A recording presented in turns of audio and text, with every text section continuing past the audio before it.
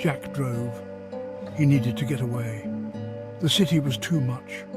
Too many people, too much noise, too much everything. The woods promised peace. He found the cabin online, nestled deep in the woods. Perfect. He unpacked his things, a sense of calm washing over him. The silence was a balm to his soul. This was what he needed.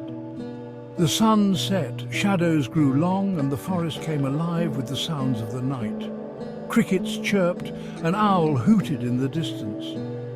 Jack built a fire in the stone fireplace, the crackling flames a comforting presence. He settled into the worn armchair, a sense of contentment settling over him.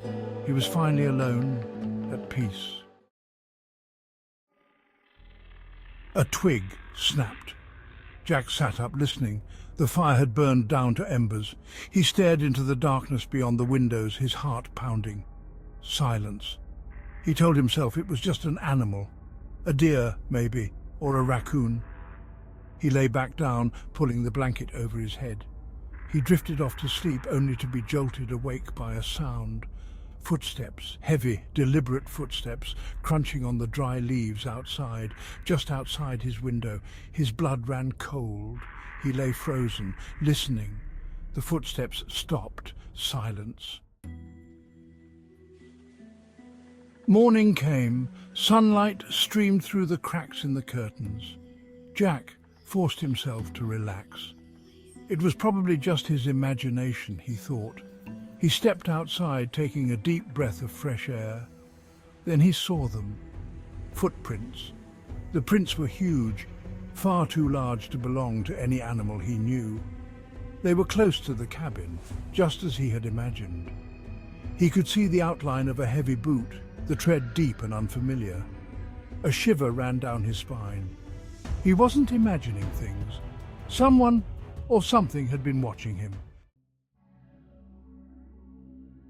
He tried to shake off the feeling of unease. He chopped firewood, built up the fire, anything to distract himself. But as the sun began to set, the fear returned. He double-checked the locks on the doors, the windows. The night came. The sounds of the forest seemed louder, more menacing. He lay in bed, every sense on high alert. Then he heard it, the sound of leaves crunching under a heavy weight, closer this time, right outside his window. The footsteps paced back and forth, a slow, deliberate rhythm that sent chills down his spine. He lay there, paralyzed with fear, as whatever lurked outside seemed to savor his terror. The steps stopped. Silence. Then a thud, like something heavy being dropped onto the porch. He held his breath, listening. Nothing. The sun eventually rose, painting the forest in warm hues, but the beauty of the morning did little to ease Jack's growing fear. He had hardly slept. The footprints were closer, the tread even more pronounced. The sense of dread was a suffocating weight on his chest. He was being hunted. He thought about leaving, about fleeing back to the city, but something held him back. A morbid curiosity, perhaps, or a stubborn refusal to be driven away. Or maybe, deep down, he knew there was no escape. The nights that followed were torture. The entity returned each night, the footsteps growing closer, the silence between each step more unnerving than any sound. Jack barely slept, his nerves frayed, his mind teetering on the edge. He was trapped in a nightmare, the isolation of the cabin now a prison. Section 7. Trapped. Days blurred into nights.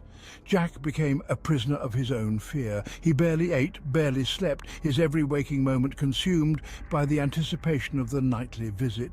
He tried to rationalize it, to find a logical explanation, but the footprints, the heavy steps, the sheer size of whatever lurked outside, it defied all reason. He was living on borrowed time, he knew it. Each crunch of leaves, each snap of a twig sent his heart racing. He was like a mouse cornered by a cat, the inevitable end drawing closer with every passing moment. Section 8. Closer? One night, the footsteps stopped right outside his bedroom window. Jack lay frozen, his heart pounding in his chest. He could hear the rasp of heavy breathing, smell the damp earth and something else. Something primal and utterly alien. He squeezed his eyes shut, praying for the sun to rise, for the nightmare to end. The breathing continued, a steady, rhythmic sound that seemed to suck the air from his lungs. He felt a presence, immense and malevolent, just beyond the thin wall that separated him from the unknown. He was certain with a chilling clarity that he was being watched, studied. Section 9. Face to face. He couldn't take it anymore, he had to see. Slowly, his hand trembling, he reached for the curtain. He held his breath, a silent plea escaping his lips. With a swift, jerky movement, he pulled back the curtain.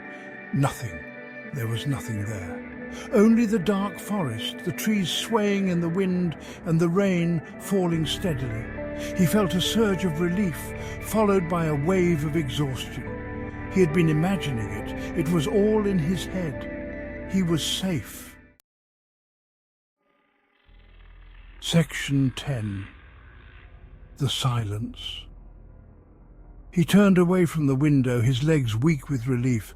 He was about to crawl back into bed when he heard it, a low guttural growl, right next to his ear. He spun around, his blood turning to ice. The footsteps had stopped, but the presence remained, and it was right outside his window, watching him, waiting.